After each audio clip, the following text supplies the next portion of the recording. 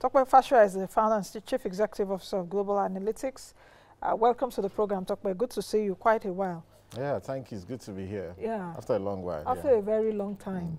Let's start from the beginning. The CBN circular to banks, non-banks, other financial institutions to close all accounts involved in dealing with cryptocurrencies or facilitating payment for crypto exchanges.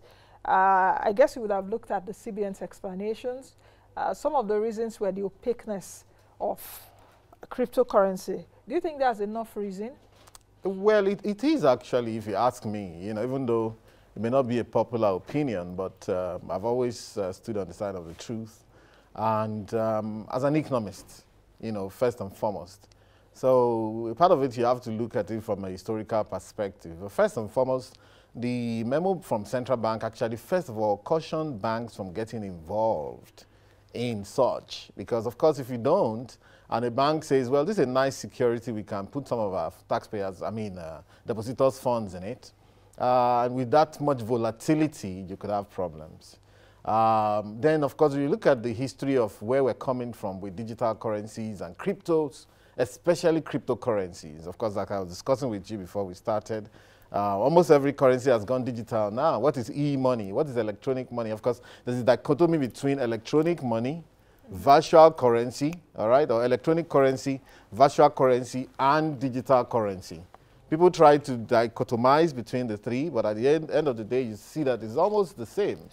And so cryptocurrencies actually started as a rebellion against the current traditional monetary system and what they call central bank money. So they say this is decentralized finance. Decentralized finance, meaning a finance that will run without the central bank and the overviews of either the central bank or other regulators, you know, around the world, you know. So what the central bank has done with this memo is to remind the banks that, hey, this is a touchy security to deal with, first and foremost. And secondly, to say that, look, because of what they've observed, the abuses of cryptocurrencies around the world, it may not be something to support for now. Again, if the cryptocurrency guys have a view to take down the global financial system in terms of, to create an independent universe in terms of payment, then, of course, the central banks around the world will be wary. And, of course, the traditional banking system, which has been entrenched for a long time, which has learned a lot of lessons over time, you know, through battles and wars and critiques and what have you, you know, we'll also fight back. Tope, it's interesting that you talked about the populist view, because even yesterday after the show, while I was thinking about all of this, and the news also broke that Tesla invested $1.5 billion. I don't know if you saw the news. I saw that. Mm-hmm. Yes.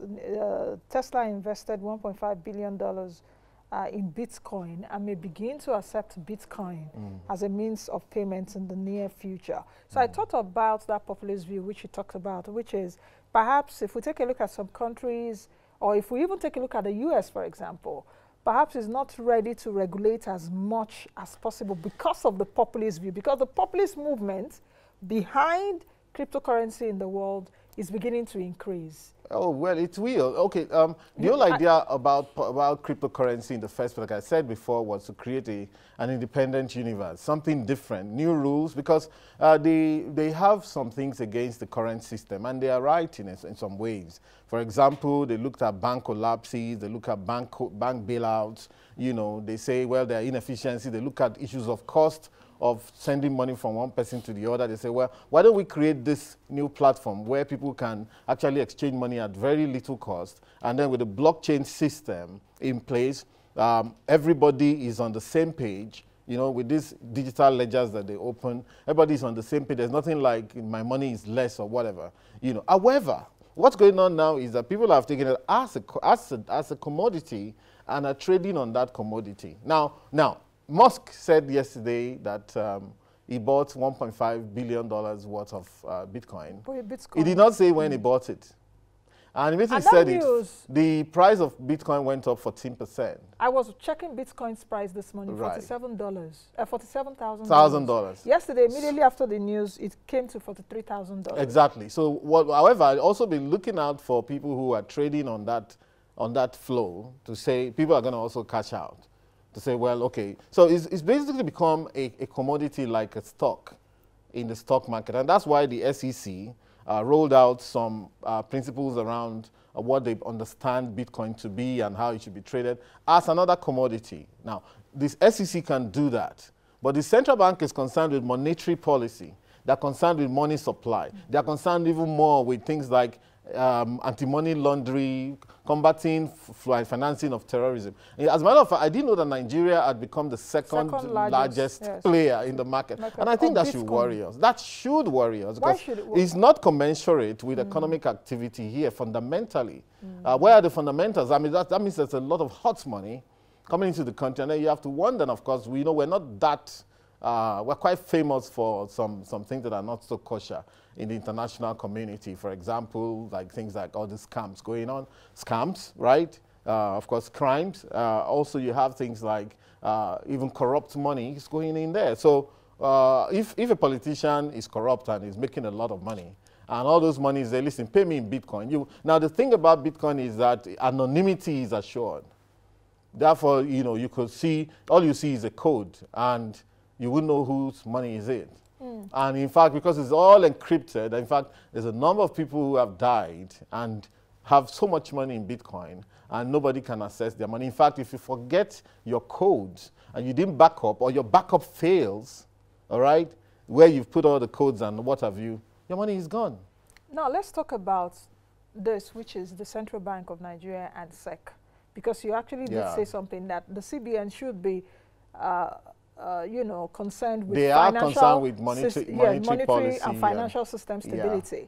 The SEC, on the other hand, like what we've seen in other climes, are concerned, okay, can Bitcoin or cryptos be traded as a commodity? Because a lot of people have also said that, why would CBN be saying something against crypto, while SEC is saying, okay, we are looking at this and we're going to come up with regulations for crypto. So how does it, how do you really, where's the middle ground between, you know, regulators of the financial system? The FSRCC is a certain financial sector committee where all of them meet. You know, it's something they could discuss at that level, but their purviews are different, okay? So the SEC is concerned with financial instruments and commodities, okay, for example. So they see Bitcoin, okay, people are trading coins, for example. You could trade anything. You could trade that glass of water on your table, and people are staking bets on it, you know. It's just like we have an agency that regulates bets, you know, and there's a lot of money that passes through all of that lottery and all. So this is like another lottery, because at the end of the day, in truth, there's no fundamental behind Bitcoin. There's no fundamental. There's nothing you're buying. Unlike if you were staking a bet, for example, that the price of Guinness shares will go up, for example. I'm not advertising for them.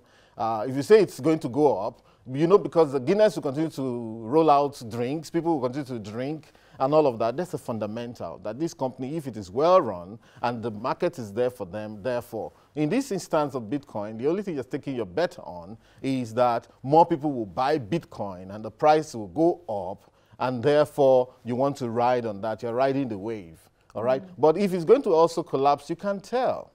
You mentioned, you know, so the central bank is concerned about the velocity of money going on in this area, the effect it could have on their monetary policies, because they are more concerned about money supply, the ability to control the supply of money in society, and to know what is going. So now you see that what's going on is that if someone is moving from bank money, for example, from fiat money into Bitcoin, that is, moving money from Naira into Bitcoin.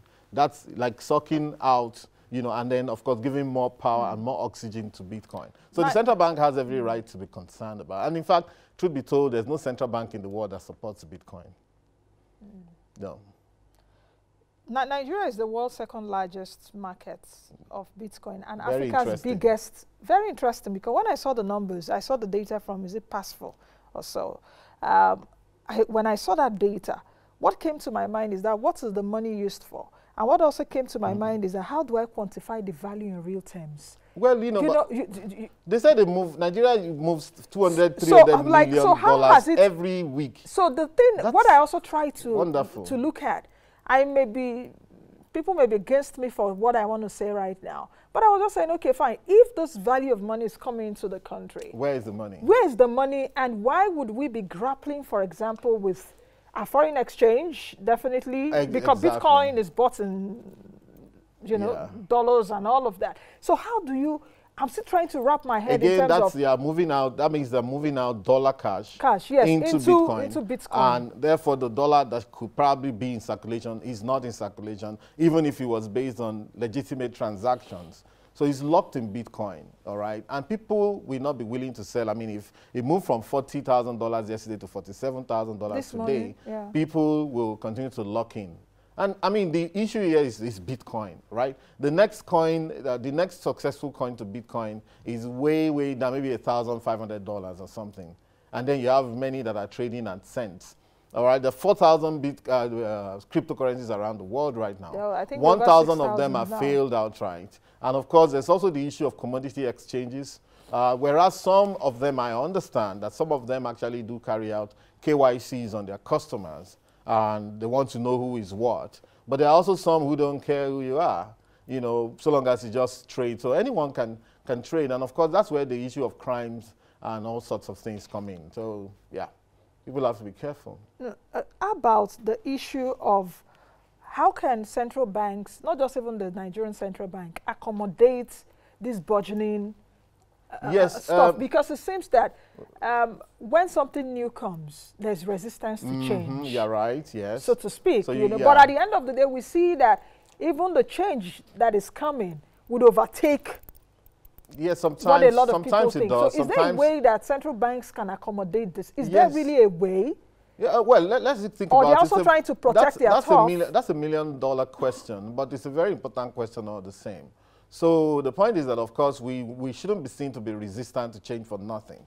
But we should also remember where this change is coming from. So the whole idea of cryptocurrency, before it became something that they're buying in the market and trading dollar demand for supply and all of that, was to create a different system that will not have to rely on any bank, okay?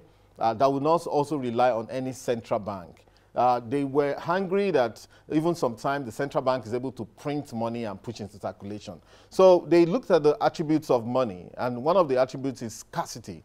Money should be scarce. So let us create, rather than this cheap money that they are printing in you know, mints and all of that and pushing out, why don't we have a currency of our own that will not rely on any government? So it's like creating a parallel government, and also that will be finite. So there's 21 million Bitcoin that could ever be issued.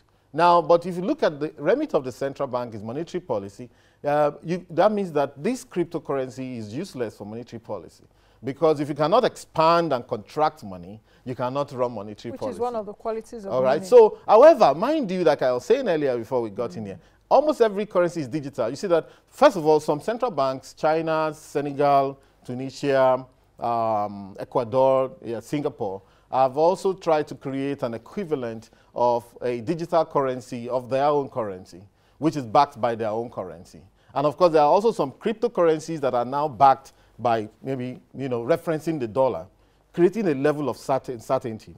Unlike the Bitcoin we're seeing, that's not referenced to anything per se, but the volatility you are seeing is as a result of demand and supply. Now, what's the difference between electronic money, that is the money on your phone, in your bank account that you can see, that you can transfer. The difference between electronic money or electronic currency or digital currency, or virtual currency. Virtual currencies are, they said that virtual currencies are easily, you can buy them, but you can't change them easily. For example, if you wanted to play games in an arcade, and they say, okay, you know, for each one, we're going to give you a new coin, which you can slot in the machine and all of that, or coupons that people used to go and buy things. Those are money, but you cannot convert them to Naira easily or to dollar easily. Then you have digital currencies, all right? So digital, but all of these monies are digital. For as long as they get into a computer and you can send them around easily, they are digital. Then you have digital currencies, among which you now have cryptocurrency. The difference between what cryptocurrencies wanted to achieve is a possibility of being able to exchange them around the world very easily. So you're talking about a global currency. But the problem now is there are 4,000 of such around the world. So you now begin to talk in terms of, okay, at what point are we going to be able to harmonize this? The crypto exchanges sort of help you to convert from one to the other. But there's so much volatility going on, and the anonymity also creates a problem. There was one in Canada called Quadriga, and the guy that formed it, you know, took about $250 million of people's money and kind of disappeared with it. They said the guy is dead. The 76,000 customers said they don't believe he's dead, and they want his body exhumed, even as we speak. You know, so it's so easy to actually jeep people. And of course, any central bank concerned with financial system stability will be worried. Of course, a number of Nigerian young people don't like this. And then they say, oh, in fact, I was listening to one yesterday was saying that, look, it's so easy that they've been telling them it's difficult to make money. Now they're finding it easy to make money. Now they're trying to stop it. Look, I hope that the Nigerian youth, well, I'm not a pessimist, but I'm not sure that it's still very, very so easy to make money. And I think that we get away with here that you can't get away with abroad. So your colleagues abroad, even in America, who are doing 2 jobs, they're not stupid. They could as well all convert and become, you know, traders on the exchange. I'm not sure it's a sustainable career, if you ask me. Because at the end of the day, what you're doing is you're just taking a bet on whether more people will buy a commodity or not. And the commodity has no underlying, you know, no fundamentals, per se, to say if they do more of these, then this will happen. One of the things that digital currencies or cryptos could do, though, is to continue to do more KYC. The more people will have confidence, okay, in cryptocurrencies, if you know it does not end up as a haven for hiding money. If there are more institutional investors coming in, like the news we heard from Tesla yesterday and some other institutional investors. So how do you now also have the difference or the divide between people saying that crypto prohibition, what we've seen from the central bank, will restrict inflow of capital into the country? Like you rightly asked, that's what Atiku said. But oftentimes, I think politicians should be, you know, just careful. It's not everything you jump on, really. But like you rightly asked, where's the dollar? So with $200, $300 million coming into Nigeria every week, where is the dollar? How come it's not farming up the naira? Because the more dollars you get, the firmer the naira should be. It gets packed in. So where is it? You know what I'm saying? So it gets packed in bitcoins. And the bitcoins doesn't count for the country as a reserve. But what the people that are operating it is that, oh, it's creating jobs for them. Oh, they are also, they can make it liquid. It could be a job, it could be a distraction as well. And what if it falls? It's the same way. Remember the time there was MMM and nobody knew exactly what. MMM was also crypto. No, but they will say, no, that MMM and crypto and then it went down. Are different things. Well, it was also linked to a cryptocurrency. But nobody knew exactly what the guy was doing with the money, and then he went off. But when the frenzy was on, everybody was like onto it, okay? I think Bitcoin has been able to survive pretty well because unlike MMM, people knew who was behind MMM. In this one, nobody knows who's behind. The Satoshi Nakamoto person is a fictitious person, which also says that if part of the deal or part of the idea was to establish transparency, can you establish transparency on anonymity when nobody knows? In fact, Elon Musk has been touted to be the Nakamoto. Okay, he's one of the people that have been said to be, maybe it's him. People have been speculating who is this Nakamoto, because Nakamoto has no picture, no history, nothing. Just someone that says, look, okay, I'm Nakamoto. In fact, when people analyzed even his memos and the few things he has written out, they are looking at it like maybe it could be a British person. Nobody knows if he's a man or a woman. In fact, some people are saying that it could be a group of people that are bearing, that just had, you know, adopted that name. Okay. So there's so much fuzziness. And let me say this, that, you know, people should remember, we're in COVID season now, and part of the idea is that, part of the idea of this world right now is that we're going to be seeing a lot more transparency in what everybody does. Everybody is going to be tracked at the end of the day. Yes. That brings me to the question of what FBI said. So on one hand, you cannot be pushing anonymity. I want to have my money. I don't want anybody to know whether it's my money or not. It's nobody's business whether it's my money. No. You know, the more we, as a normal citizen of this world, we also believe that more transparency will be better for everybody. I was saying the FBI, the Federal Bureau of Investigation of the United States, I saw in a report in one of the dailies, I think this day newspaper or so, saying that the FBI, in fact, reached out to the Nigerian government and perhaps the Central Bank of Nigeria and warned them that some of those frauds and scams operated by Nigerians are going into illegally into cryptos. Absolutely. And so they should, you know, so I try to digest all of those news. What do you think? It's true also that this is happening and we need to be worried. You know that a number of our youths are in that sphere, in that space. And the best way to, I mean, one guy, Green, what's his name? One guy called Green on online. Pleasant Green. Pleasant Green, yes. And he did a video on YouTube showing us exactly what happened between himself and a certain Nigerian youth. Now, well, I don't know. I know that the governments of Nigeria, successive governments have not done right by the youth, but also, at least, I'm not sure they should. I'm not sure it's a good career. It's a career in crime, really, if you ask me. You know, you could make a lot of money, but you probably never have peace, you know. And so it is true that the best way when they, in that instance, the guy wanted to hijack his cryptocurrency account. But when he sent out some link and said, okay, if you click here, the guy didn't know that the link he clicked was the one that he was able to get his IP address to know that he's in Nigeria. I knew who he was. You know what I'm saying? So, but what guys do is that these days, if you play in that, and in fact, I've even heard and listened to some of the boys who are involved in cryptocurrency heavily also speak and complain about the number of fraudsters that are in that sphere, all right, trying to rip people off. So I'm not sure. I think the Nigerian government should try and see how they can create more sustainable jobs for the youth rather than this one. Because, again, it's just like gambling, really. It's just like gambling. Because, look, many people who play in this space don't even know what exactly a cryptocurrency is. It's just, oh, crypto, I deal in crypto. You can't explain what a crypto is. You can't explain where cryptos are coming from. You can't explain where it's going. All you know is, okay, this is crypto. If we put money on it and wait for a while, we can earn money on it. Oh, and they say, well, we never knew it was so easy to make money.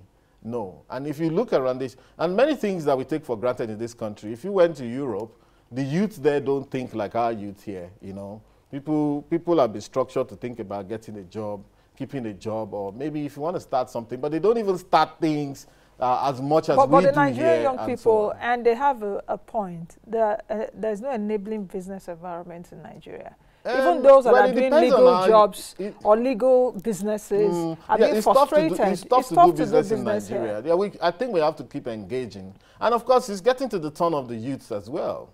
You know, I mean, it's becoming an open system. With the NSAS that happened, many of the old people are afraid already. 2023 is a good opportunity for youths to step in. And then you also try on your own. And of course, sometimes in some of these toxic advice that we listen to, Nigeria is still an open system, and there's a lot of opportunities for youths to get something done in this country. It's great. As a matter of fact, I'd also say that even our financial sector is more developed. Before I came here, I was trying to see if you could send money by USSD code in the UK.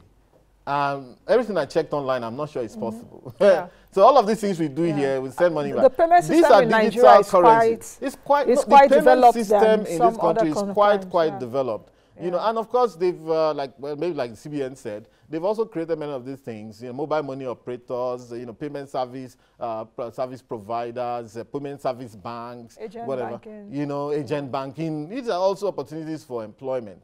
But you see, I think Nigerian youth should not close their minds. Don't close your minds to possibilities that are legitimate. Fine, if you want to be a day trader maybe you have a reserve. You need money in order to trade. But then again, even they themselves have not quite been able to tell us, okay, what do we do about things like fraud, like corruption money moving in here, like kidnapping money and all of those things, which is a clear and present danger. All these boys, Hush Puppy and co., some of them also were crypto. They will tell you they were crypto traders. Now the FDI has moved against them. Why are we creating? Look, if we continue down this line of fast money, the image of this country will never improve. And by the time they are done, the boys that are in it, for example, by the time they are done, they realize that, look, even their own children will continue to be viewed as pariahs. I want us to be able to sort the problem of our image very quickly in the next few years to begin to get out of this terrible image we have created for ourselves where every Nigerian is seen as a potential criminal. It doesn't work for us, and we are losing a lot more than we think we are gaining. Okay, I think at that point we'll anchor. Thank you very much. You're welcome. Tope, for joining us. I've been speaking with Tope Fasua, the Chief Executive Officer at Global Analytics Limited. He was also a 2019 presidential candidate for Abundant Nigeria Renewal Party, ANRP. Thank you for watching our video. Please hit the subscribe button below, turn on post notification to follow all our updates.